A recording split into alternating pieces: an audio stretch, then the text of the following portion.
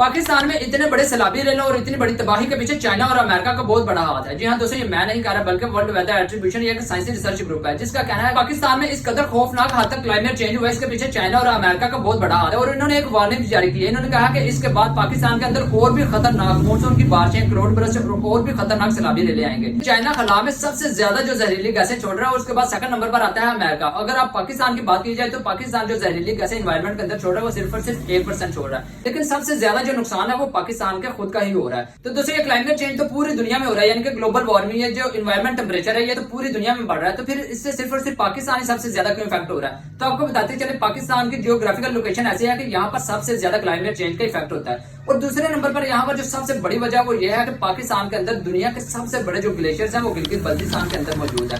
دوستوں اس سے پہلے تو آپ نے سنا ہوگا کہ انٹارکٹیکا کے اندر سب سے بڑے جو گلیشیئرز ہیں وہ وہاں پر موجود ہے. تو آپ کو بتاتے چلے وہاں پر سطح سمندر پر جو سب سے بڑے گلیشیئرز ہیں وہ موجود ہے، لیکن جو پہاڑی سلسلوں میں دنیا کے سب سے بڑے گلیشیئرز ہیں وہ پاکستان کے اندر گلگت بلتستان کے اندر موجود ہیں. تو یہ جو سائنسی ریسرچ گروپ ہے انہوں نے ایک وارننگ جاری کی ہے. انہوں نے کہا کہ کلائمیٹ چینج کی وجہ سے پاکستان کے اندر اور بھی زیادہ خطرناک مونسون کی بارشیں، کروڑ برس اور بھی زیادہ خطرناک سیلابی ریلے آئیں گے. تو دوستوں اس پر آپ کا کیا کہنا ہے؟ یہ جو کلائمیٹ چینج ہو رہا ہے اس کو رکوانے میں پاکستان کو کوئی کردار ادا کرنا چاہیے یا نہیں؟ کمنٹ سیکشن میں ضرور بتانا. اپنا خیال رکھیے. اللہ حافظ.